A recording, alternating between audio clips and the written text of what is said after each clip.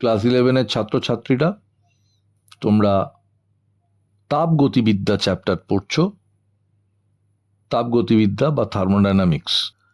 Isolated system কি?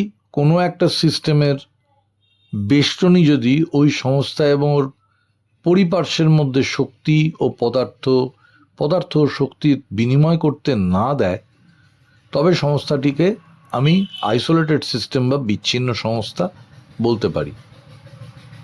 সংশ্লিষ্ট বেষ্টনীকে isolating বেষ্টনী বলা হয়। এরপরে হচ্ছে ওপেন সিস্টেম।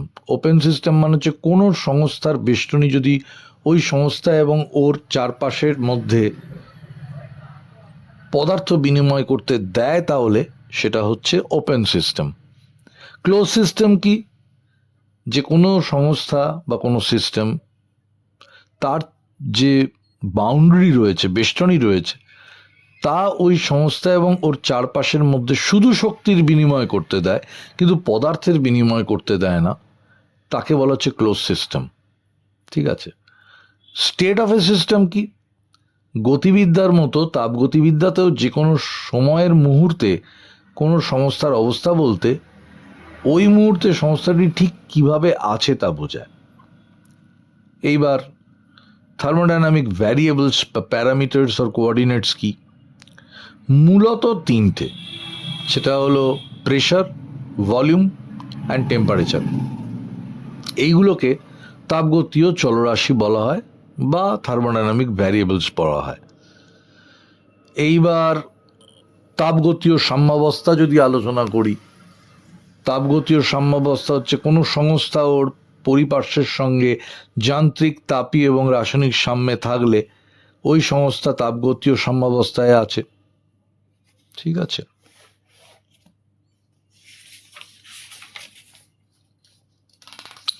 খুব গুরুত্বপূর্ণ হচ্ছে equation of state. Equation of state মানে হচ্ছে অবস্থার সমীকরণ। যে অবস্থার সমীকরণ থেকে আমি এই যে তাপগতীয় চলরাশিগুলো আলোচনা হলো, চাপ, আয়তন এবং উষ্ণতা, এদের মধ্যে পারস্পরিক সম্পর্ক জানতে পারি, যার মাধ্যমে সেটাই হচ্ছে ইকুয়েশন অফ স্টেট।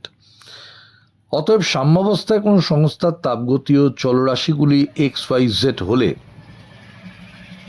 ওই সংস্থার অবস্থার সমীকরণ function of XYZ equals to 0। এনমোল আদর্শ গ্যাসের অবস্থার সমীকরণ হলো PV ইকুয়ালস টু n/RT। এখানে চিহ্নগুলো প্রচলিত অর্থে ব্যবহৃত হয়েছে।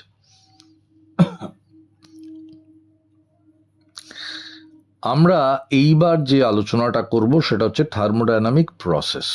থার্মোডাইনামিক প্রসেস হচ্ছে ইন্ডিকেটর ডায়াগ্রাম, তাপগতীয় প্রক্রিয়া বা সূচক চিত্র, এইখান থেকে আমরা পড়ব। একটা সাম্যাবস্থা থেকে অপর একটা সাম্যাবস্থায় কোনো সংস্থার তাপগতীয় চলরাশিগুলির মান যদি পরিবর্তিত থাকে, তাহলে সেই সংস্থাটা একটা তাপগতীয় প্রক্রিয়া সম্পন্ন করছে। এখানে লেখচিত্র দেওয়া হয়েছে। কোনো তাপগতীয় প্রক্রিয়া বর্ণনার জন্য একটি তাপগতীয় চলরাশি সাপেক্ষে অপর একটি রাশির পরিবর্তনকে লেখচিত্রে একে দেখানো হয়। যেমন এখানে দেখানো হয়েছে P এর সাথে V। একে সূচক চিত্র বা ইন্ডিকেটর ডায়াগ্রাম বলা হয়।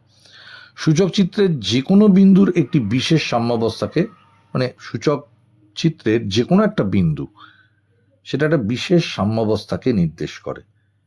এরূপ অনেকগুলো বিন্দুগামী রেখা একটি তাপগতীয় প্রক্রিয়া বোঝায়। উদাহরণস্বরূপ আমরা একটা গ্যাসের প্রসারণ বিবেচনা করব। গ্যাসের চাপ P, আয়তন V, এই দুটো তাপ গতীয় চল রাশিরূপে গণ্য করা V সাপেক্ষে P এর আঁকা একটা প্লট। এখানে PV লেখচিত্র হলো প্রক্রিয়াটির সূচক চিত্র। এই চিত্রে সংস্থাটির প্রাথমিক এবং চূড়ান্ত অবস্থা যথাক্রমে P1 V1 এবং P2 V2। একটা তীর চিহ্ন দিয়ে এই যে থার্মোডাইনামিক প্রসেসটার ডিরেকশনকে বোঝানো হয়েছে। প্রাথমিক এবং অন্তিম বিন্দু দুটোকে একটা রেখা দিয়ে যোগ করার একটা তাৎপর্য আছে। এর অর্থ হলো মধ্যবর্তী অবস্থাগুলিও কিন্তু অবশ্যই একটা সাম্যাবস্থা।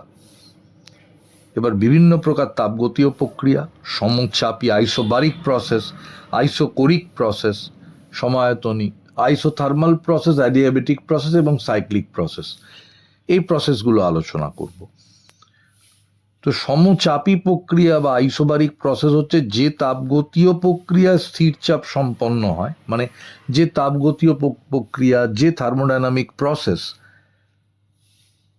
সমান চাপে সম্পন্ন হয় বা there is no change in pressure, তাকে বলা হচ্ছে আইসোবারিক প্রসেস। তো সূচক চিত্র বা ইন্ডিকেটর ডায়াগ্রামে ভি অক্ষের সমান্তরাল সরলরেখা এরূপ প্রক্রিয়া বোঝায়, কারণ প্রেশারের যতই পরিবর্তন ঘটুক না কেন, তার আয়তনের যতই পরিবর্তন ঘটুক না কেন, চাপের কোনো রকম পরিবর্তন এক্ষেত্রে ঘটছে না। তাই এটা ভি অক্ষের সমান্তরালে একটা সরল রেখা, এটাকে বলা হচ্ছে সমচাপ রেখা বা আইসোবারিক লাইন বা আইসোবার। এরপরে রয়েছে আইসোকোরিক প্রসেস বা সমায়তনী প্রক্রিয়া। এই প্রক্রিয়াতে আয়তনের কোনো রকম পরিবর্তন ঘটছে না, অর্থাৎ আয়তন সমান থাকছে, মানে ভি অক্ষের সাথে উল্লম্বভাবে অবস্থিত, পি অক্ষের সমান্তরালে অবস্থিত। একইভাবে আইসোথার্মাল প্রসেস এবং অ্যাডিয়াবেটিক প্রসেস, এই দুটো প্রক্রিয়া অনেক বিস্তৃতভাবে আমরা আলোচনা করব। আর সাইক্লিক প্রসেস বা আবর্ত প্রক্রিয়া, যে তাপগতীয় প্রক্রিয়া সংস্থাটি পরপর অনেকগুলো প্রক্রিয়া সম্পন্ন করে আবার প্রাথমিক অবস্থায় ফিরে আসে, তাকে একটা আবর্ত প্রক্রিয়া বা সাইক্লিক প্রসেস বলা হয়। মানে বারবার ওই সাইক্লিক পাথে ও এই ক্রিয়াটা সম্পন্ন করবে। ইন্ডিকেটর ডায়াগ্রামে একটা বদ্ধ রেখা আবর্ত প্রক্রিয়া বর্ণনা করছে এই পাশের চিত্রটা। এরপরে আসে ইন্টারনাল এনার্জি। ইন্টারনাল এনার্জি হচ্ছে কোনো একটা সিস্টেমের ইন্টারনাল এনার্জি বলতে বোঝায় ওর মলিকিউলগুলোর কাইনেটিক এনার্জি গতিশক্তি এবং পোটেনশিয়াল এনার্জি স্থিতিশক্তির যোগফল বা সমষ্টি। অতএব আমি যদি মনে করি যে অণুগুলোর মোট গতিশক্তি এবং স্থিতিশক্তি ইকে এবং ইপি, তাহলে টোটাল অভ্যন্তরীণ শক্তি যেটা U, that is EK plus E P.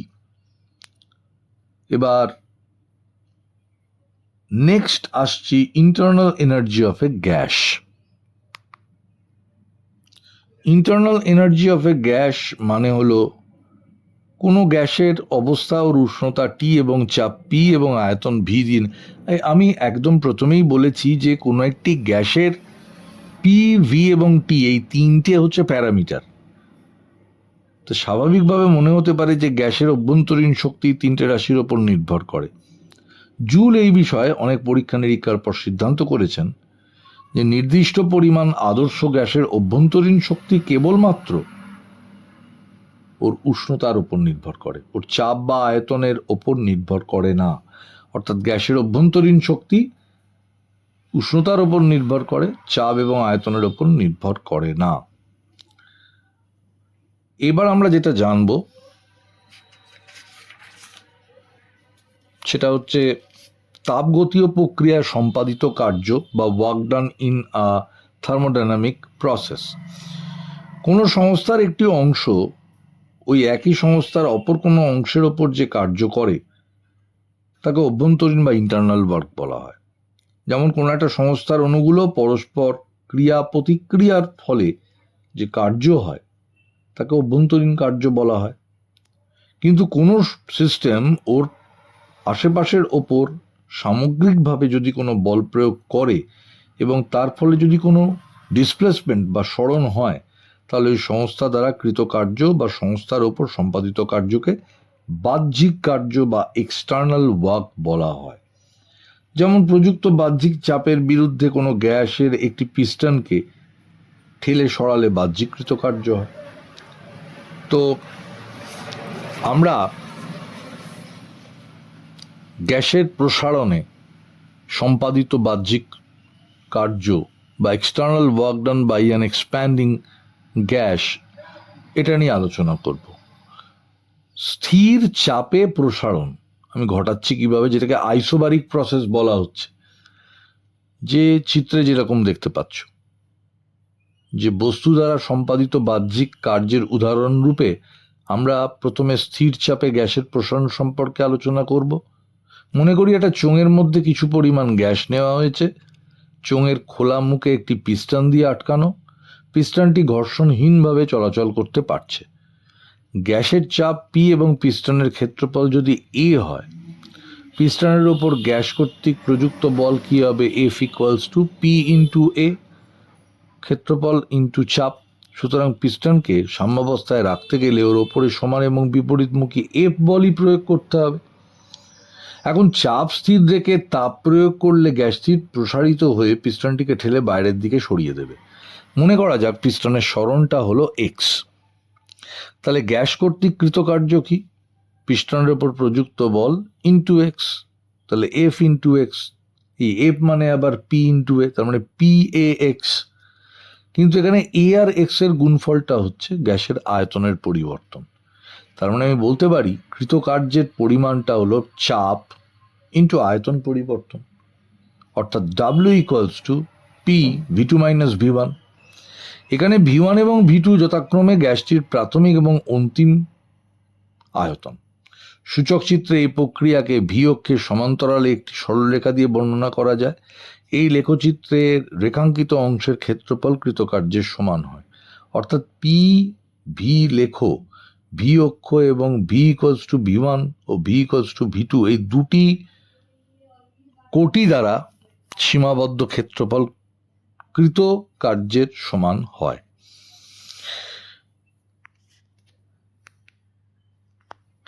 পরিবর্তনশীল চাপে প্রসারণ। একটু আগে ছিল স্থির চাপে প্রসারণ, এবার পরিবর্তনশীল চাপে। পরিবর্তনশীল চাপে চাপ স্থির না রেখে পরিবর্তনশীল হলে গ্যাসের আয়তন অসীম ক্ষুদ্র বৃদ্ধি। ধরি ডেল্টা ভি বিবেচনা করলাম। এই প্রসারণের জন্য পিস্টনের বাইরের দিকে সরণও অসীম ক্ষুদ্র, ডেল্টা এক্স আমি ধরলাম। এই অসীম ক্ষুদ্র পরিবর্তনের জন্য চাপ পি প্রায় স্থির থাকে বলে এটাকে ধরা হয়।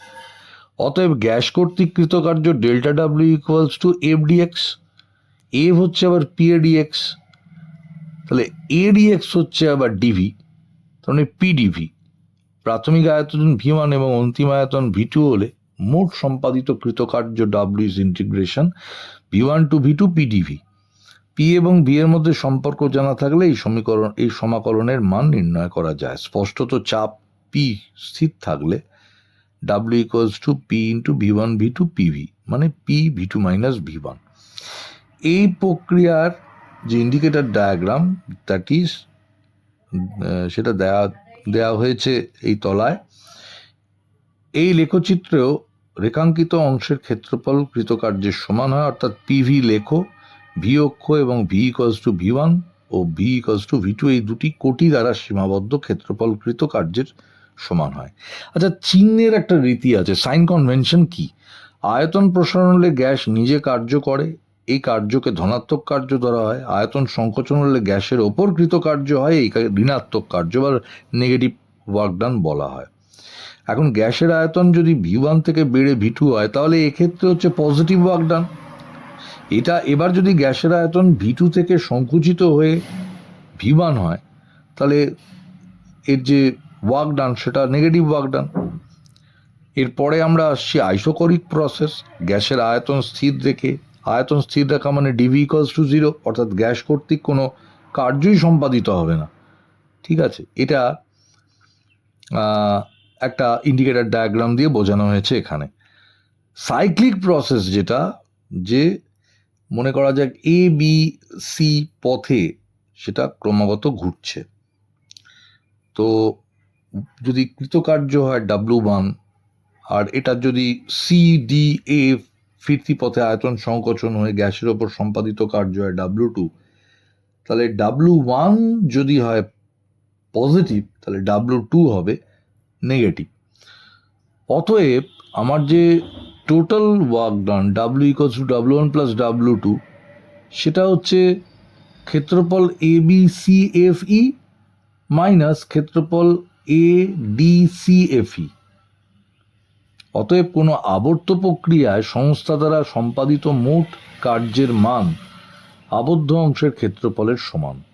বদ্ধ অংশটি দক্ষিণাবর্তীভাবে আঁকা হলে কৃতকার্য ধনাত্মক হয়, কিন্তু বামাবর্তীভাবে আঁকা হলে কৃতকার্য ঋণাত্মক হয়। অতএব আবর্ত প্রক্রিয়ায় সংস্থাটি আবার প্রাথমিক অবস্থায় ফিরে এলে এই প্রক্রিয়া কৃতকার্যের মান 0 হয়।